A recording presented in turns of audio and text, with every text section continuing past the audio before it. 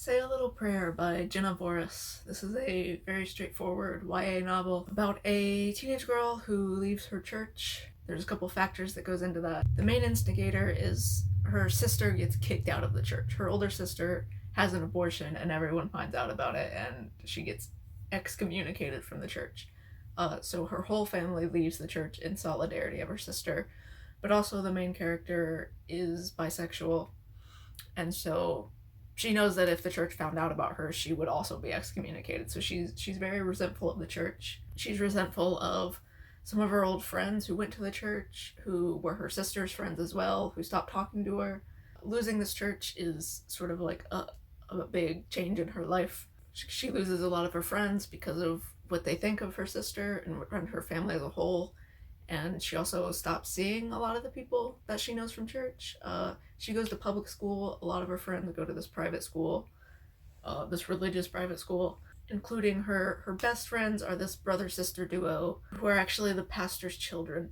She ends up getting into a fight with this girl she used to be friends with, who's trash-talking her sister at school. So she gets into a physical altercation with this girl, and the principal is like, you need to go to this week-long church camp and write an essay on all of the things you've learned about being a good student of moral standing in society, or else you're banned from the school play. She's an actress, and she doesn't want to miss Shrek the Musical, which is funny. There's a lot of funny things in this book. But anyway, so she ends up going to this week-long church camp.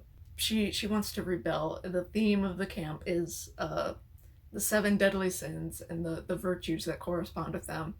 And she wants to commit all 7 deadly sins, one for each day of the week, and write an essay on why all of those sins aren't actually that bad. And she wants to do this to prove a point to her principal and her school, but also to her friends. Her best friend Julia is her love interest for the book. That's the pastor's daughter. And she really wants to convince Julia that her father is out of bounds. He's too controlling. He's sort of mean-spirited. He kicks people out of the church, and he's kind of a bad person who would excommunicate his own daughter if he found out that she was a lesbian. So Riley is the main character. Julia is her love interest. Riley is out to she's out to Julia. She's out to like her best friends and her family. Her family is supportive. She's not out at school. She's not out to everyone at this camp. She's not out to the pastor. Neither is Julia, obviously. And basically over the course of the novel, they speak out more. They learn to speak up against the oppression of this church and the way that they are seen and the way everyone in their community thinks just about them, about the people around them, about life. This is a good book. I like the overall message. I guess I don't know if this is spoilers. I'm not going to go into like in-depth spoilers, but I'll sort of talk about the broad themes of the book, which may be spoilers. I quite liked the way religion was handled in this. This could have been like a very simplified religion is bad kind of book. It doesn't do that. Even the sort of ex-friends who talk trash about this girl who had an abortion, they seem like antagonists at first, but over the course of the novel, they actually, they all become friends again. And Riley realizes that they aren't really trash-talking her sister. They just don't speak up about the injustice of kicking this woman out of church because they're afraid of being kicked out of the church and completely losing their whole community. It's not that they're actually actively prejudiced or either they really hold resentment against the sister for this. It's that they are scared children who really have never known any other life, don't know any better, don't feel that they have any potential to speak up on the issue. So I liked that those characters, who were the villains at first, do grow over time, and Riley comes to understand them and connect with them on their level. And it's not just a black and white, these people are bad, these people are good. They sort of all come to a mutual understanding and analyze their actions through the context of how they were raised. And religion isn't entirely condemned here. Some of the characters are still religious. The older sister, who's like a really good older sister, and she really looks out for Riley, and Riley looks out for her, and they really like each other. They're very supportive family dynamic.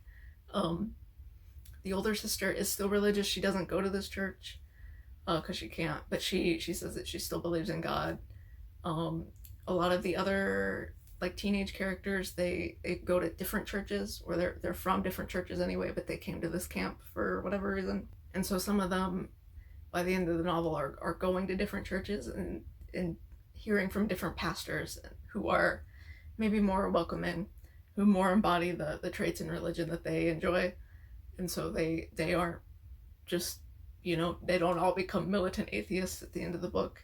It handles religion in a very realistic way. I don't buy that a lot of these kids would just completely drop religion. One thing goes wrong and they completely shatter their worldview.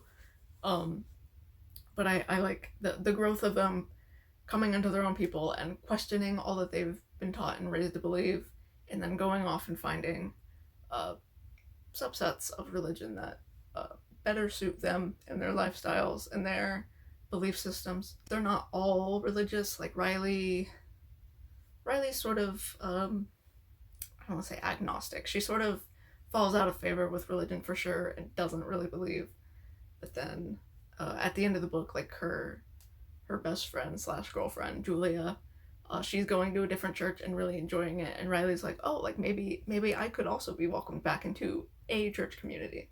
Not the one I grew up in, but this better one. So there's like an actual nuanced take on religion and queer people in religion here. And a nuanced take on the characters as well. Again, I guess the pastor dad is just kind of a villain.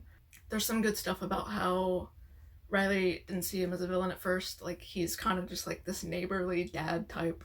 Her best friend's dad, who's like a barbecue dad at a lot of points in her life, and is just like some man she knows. But over time she's come to realize that he's actively causing harm, and that juxtaposition in her mind is something she has to reconcile with. But I guess he doesn't like come to terms with anything. He doesn't correct his ways. He doesn't accept his gay daughter. So he's mostly just a villain who doesn't really grow, but that's realistic. There are people like that who just wouldn't immediately change. And Julia is still in the closet at the end of the book, but she's finishing up high school, and she knows that like eventually their lives will be different, and this isn't forever, and this situation they grew up in is not the entire rest of their lives. And so that's realistic, and it's hopeful. The ending's good, even if it's not like a perfect idealistic hunky-dory everything's great world. It's quite hopeful. It's a good ending. I thought this book was pretty funny. It's not like a comedy, it's not over the top funny, but it has chapter titles. I feel like chapter titles have fallen out of favor. I feel like every book I read as a kid had chapter titles, and now like you hardly ever see it. And these had really funny chapter titles. Like there were a lot of like meme references, like what if we kissed in the chapel, haha, just kidding, unless. Cheeky little things like that are funny. Good comedic beats. This isn't like a super intense heartfelt, heart-racking story of religion. There's not like overt levels of religious trauma going on, so it's not like a difficult read if that was something you would be triggered by.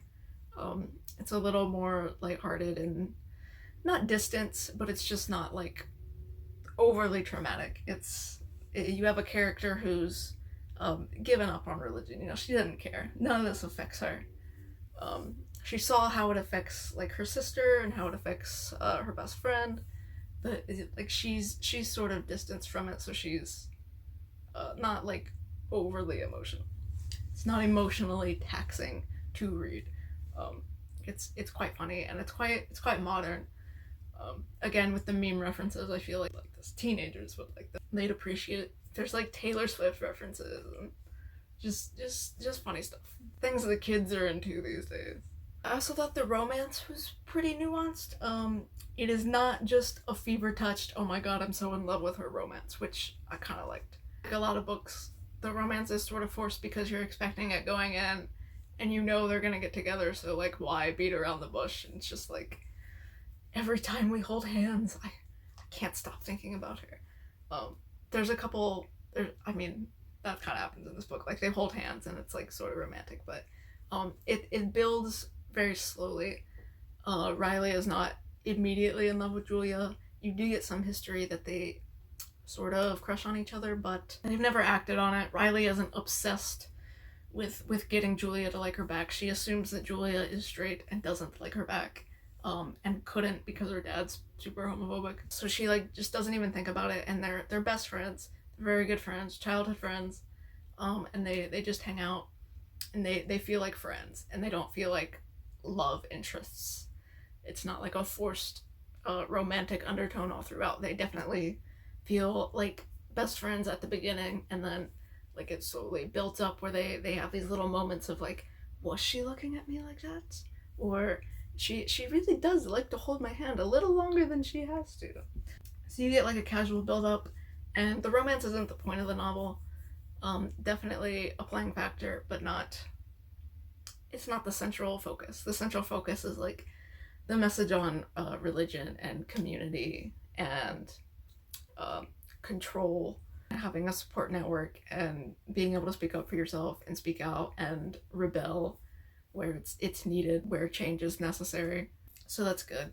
I think that also makes it a good book for teens because it's like an actual deep message instead of just, you know, a silly little romance. But the romance is cute. I like them. That's kind of it. Not a lot to say about this book. Pretty straightforward, easy read. I guess like 4 stars because it was good. It was what it wanted to be. It's just not a 5-star because I wasn't like blown away by the story. Just personal preference wise, but I think this would be a good book for teens, a good book for people with religious trauma, people who just want a fun sapphic YA. Yeah, pretty good book. Not really any complaints at all. Well written, no plot holes. Again, not like fantastic, otherworldly, awe-inspiring writing, but perfectly serviceable. Well written, funny, good voice. Yeah, no complaints. Good book.